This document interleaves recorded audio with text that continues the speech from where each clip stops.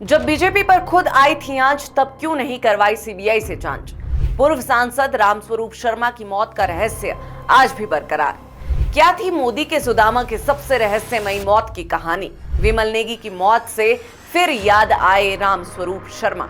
CM Sukhu ने अब भाजपा के ही सवालों में घेरा। अस्त्र शस्त्र और शास्त्र यह हमारे आभूषण है, लेकिन रामस्वरूप ने अपनी बंदूक को ठीक किया, तैयार किया, इसलिए मैंने बंदूक उठाई है। किशन कपूर जी आए, लेकिन इन कांग्रेस को केवल रामस्वरूप दिखता रहा। नमस्कार, मेरा नाम है सुनैना कश्यप और आप देख रही हैं KH लाइव हिमाचल। जिनके खुद के घर शीशे के हो, वो दूसरों के घर पर पत्थर नहीं फेंका करते। ये कहावत हिमाचल भाजपा पर बिल्कुल सटीक बैठती है। ये सही है कि बतौर विपक्ष भाजपा इस वक्त हिमाचल प्रदेश की सुक्खू सरकार को एक अहम और बड़े मुद्दे पर घेर रही है। चीफ इंजीनियर विमल नेगी की रहस्यमयी मौत का मुद्दा। विपक्ष की मांग है कि विमल नेगी की मौत के मामले पर सीबीआई जांच होनी चाहिए। देखिए, ये मसला सच में गंभीर है और इस मामले में निष्पक्ष जांच करने की जरूरत भी है। लेकिन इसी तरह बीजेपी के पूर्व सांसद स्वर्गीय रामस्वरूप शर्मा की मौत का क्या? उनकी रहस्यमयी मौत पर भाजपा क्यों चुप है? पूर्व सांसद रहे स्वर्गीय रामस्वरूप शर्मा की मौत पर उनके परिवार वालों ने भी इसी तरह सीबीआई जांच की मांग की थी। तब क्यों भाजपा ने सीबीआई से जांच नहीं करवाई? ऐसे में अब सवाल यही उठता है कि जब सांसद रामस्वरूप शर्मा का मामला गर्मा कर पकड़ रहा था तूल, तब क्या भाजपा सीबीआई जांच गई थी भूल? आज भी सांसद रामस्वरूप शर्मा की मौत का मामला सबके लिए मिस्ट्री ही बना है। खैर, ये कहना गलत नहीं होगा कि निष्पक्ष जांच अगर आज जरूरी है तो ये निष्पक्ष जांच तब भी जरूरी थी। सियासत इस कदर आवाम पे एहसान करती है, आंखें छीन लेती है, फिर चश्मे दान करती। असल में यही सियासत है। कल तक जिन सवालों के घेरे में भाजपा थी, आज उन्हीं सवालों में कांग्रेस है। कल तक जिस मुद्दे पर कांग्रेस हमलावर थी, आज उसी मुद्दे को भाजपा भुना रही है। रहस्यमयी मौत की अनसुलझी पहेली, पहले एक पूर्व सांसद और अब एक चीफ इंजीनियर। यहां सियासत से परे इन मुद्दों पर जांच करनी अनिवार्य है। ये बात दोनों ही राजनीतिक दलों को समझने की जरूरत है। अब आज इस मुद्दे पर हम चर्चा क्यों कर रहे हैं, ये बात आपको बताते हैं। दरअसल विधानसभा बजट सत्र के दौरान विपक्ष विमल नेगी की मौत के मामले पर सुक्खू सरकार को घेरने में कोई मौका नहीं छोड़ रहा है। ऐसे में बीते दिनों सीएम सुक्खू ने भी भाजपा को उन्हीं के दांव में फंसाकर पटकनी दे दी। सीएम सुक्खू ने कहा कि भाजपा सदस्यों को कटाक्ष करने से पहले अपनी कार्यप्रणाली को भी जांच लेना चाहिए। भाजपा के पूर्व सांसद रामस्वरूप शर्मा ने रहस्यमयी स्थिति में आत्महत्या की थी। सीएम सुक्खू ने कहा कि रामस्वरूप की पत्नी ने आरोप लगाया था, जिसने पार्टी के लिए अपना जीवन त्याग दिया, उन्हीं को न्याय नहीं मिला। जो अपनी पार्टी के एमपी की मौत मामले में सीबीआई जांच को ठुकरा रहे हैं, वही आज विमल नेगी के घर राजनीतिक रोटियां सेकने जा रही हैं। रामस्वरूप जी, जो कि भारतीय जनता पार्टी के एमपी थे, उनकी पत्नी का भी वीडियो सुन रहा था, कुछ दिन पहले आया। एक इंटरव्यू है और उस इंटरव्यू में रामस्वरूप जी की पत्नी ये कह रही है, मेरा पति जिसने जीवन भर भारतीय जनता पार्टी खड़ा करने में अपना महत्वपूर्ण योगदान दिया है, जिसने अपने सब कुछ इस पार्टी के लिए त्याग दिया है, उनकी किस रहस्यमयी परिस्थितियों में उन्होंने आत्महत्या की है, उसकी सीबीआई की जानकारी जनता के लाने के लिए सीबीआई जांच करो। भारतीय जनता पार्टी की सरकार थी, आज तक सीबीआई की जांच नहीं हुई। तो जो अपने एमपी की सीबीआई की जांच की मांग को ठुकरा रहे हैं और राजनीतिक लाभ के लिए जिस हमारी बहन का घर उजड़ा है, वहां संवेदना व्यक्त करने ना जाकर राजनीतिक रोटियां सेकने के लिए गए थे, उसके लिए इन्हें माफी मांगनी चाहिए। अब बात तो सही है, भाजपा के पूर्व सांसद रामस्वरूप की मौत का मामला आज ठंडे बस्ते में है। मौत के कारण आज भी स्पष्ट नहीं हो पाए हैं। हालांकि मौत के कारणों का हवाला जरूर दिया गया था, मगर जांच न तब हुई और न आज। मंडी संसदीय क्षेत्र से भाजपा के पूर्व सांसद रामस्वरूप शर्मा की मौत की पहेली आज भी अनसुलझी है। तारीख थी 17 मार्च 2021, समय सुबह के करीब 8:30 बजे। जगह नई दिल्ली में गोमती अपार्टमेंट, जब संदिग्ध परिस्थितियों में पूर्व सांसद रामस्वरूप शर्मा की मौत हुई, जब सरकारी आवास में रामस्वरूप शर्मा का शव फंदे से लटका हुआ मिला।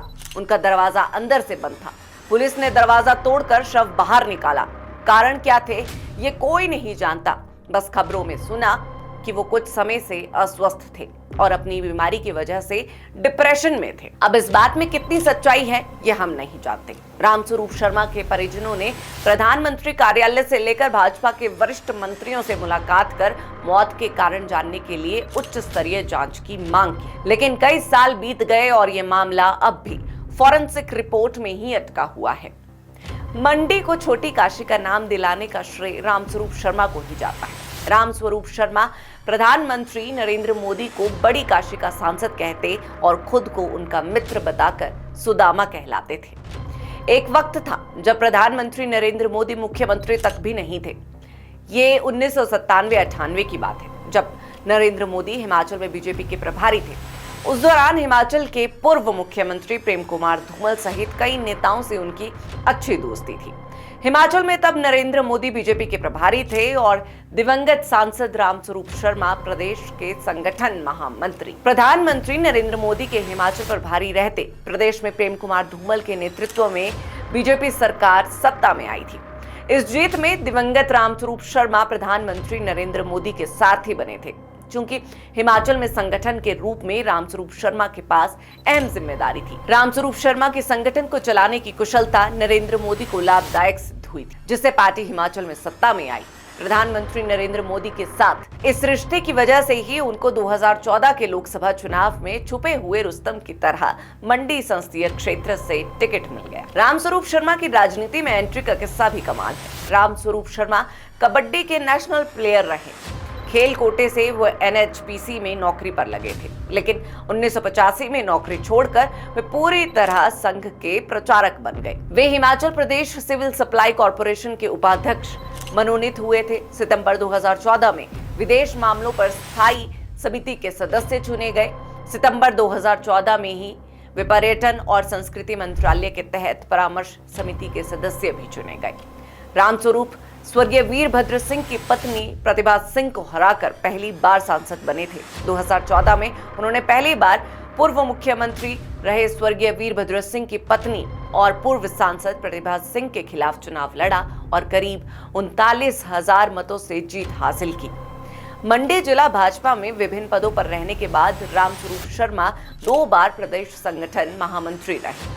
वो हमीरपुर संसदीय क्षेत्र के प्रभारी भी रह चुके थे। 2019 के लोकसभा चुनाव में रामस्वरूप शर्मा ने पंडित सुखराम के पोते कांग्रेस के उम्मीदवार आश्रय शर्मा को रिकॉर्ड 4,05,000 मतों से पराजित करके ऐतिहासिक जीत दर्ज की, जो मंडी संसदीय क्षेत्र का रिकॉर्ड बन गया। रामस्वरूप शर्मा की मौत के बाद इस मुद्दे पर राजनीति भी खूब हुई। उपचुनावों तक कांग्रेस ने सांसद की मौत को जमकर मुद्दा बनाने की कोशिश की। कांग्रेस के बड़े नेताओं ने सीबीआई जांच की मांग उठाई, तो दूसरी तरफ भाजपा अपने ही सांसद की मौत पर कोई बड़ी कार्रवाई करती हुई नजर नहीं आई। जो हमारे सांसद थे रामस्वरूप जी, उनका जो है पिछले बजट सत्र के दौरान यानी कि मार्च 17 को उनका जो है दिल्ली के अंदर जो है उनकी मृत्यु हुई। उस मृत्यु को लेकर बहुत सारा जो है अभी तक जो है पर्दा साफ नहीं हुआ है। शुरू में इन्होंने कहा कि ये जो है सुसाइड का मामला है, परंतु उसके बाद अभी तक 4 महीने हो गए, फॉरेंसिक जांच की रिपोर्ट नहीं आ सकी, कॉल डिटेल्स अभी तक 4 महीने में नहीं निकाल सकी।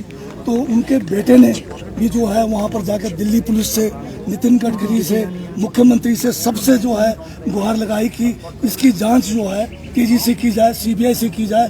परंतु वर्तमान सरकार जो नरेंद्र मोदी जी की सरकार है दिल्ली में, जिनके पास पूरा पुलिस प्रशासन जो दिल्ली का है उनके अधीन है, एक सांसद वो भी सिटिंग सांसद की मृत्यु हुई, उसके बारे में जांच नहीं हो रही है। तो ये बहुत गंभीर मामला है। इस मुद्दे को लेकर आज हम विपक्ष ने जो है ये नोटिस भी दिया था, उसकी चर्चा मांग रहे थे जो, और हम मंडी के तीनों जो है मंडी चुनाव क्षेत्र से जो सांसद का है उसमें हम लोग जो है तीनों वहाँ से आते हैं, तो गंभीर मामला इसको उठाया था। तत्कालीन प्रदेश के मुख्यमंत्री जयराम ठाकुर हमेशा यही बात कहते रहे कि दिल्ली पुलिस जांच कर रही है, लेकिन परिवार इस जांच से अब तक संतुष्ट नहीं है। आज भी पूर्व सांसद रामस्वरूप का परिवार ये कहता है कि उनकी मौत की उच्च स्तरीय जांच करवाई जानी चाहिए। अंत में हम यही कहना चाहते हैं कि इन मुद्दों पर राजनीति ना हो तो बेहतर होगा। आज जिन सवालों को लेकर भाजपा कांग्रेस को घेर रही है, उन्हीं सवालों के कटघरे में भाजपा खुद भी खड़ी है। वो कहते हैं ना कि औरों के ख्यालात के लेते हैं तलाशी और खुद के गिरेबान में झांका नहीं जाता। इस पूरे मसले पर आप भी अपने विचार साझा करें और हमें कमेंट बॉक्स में अपनी राय जरूर बताएं।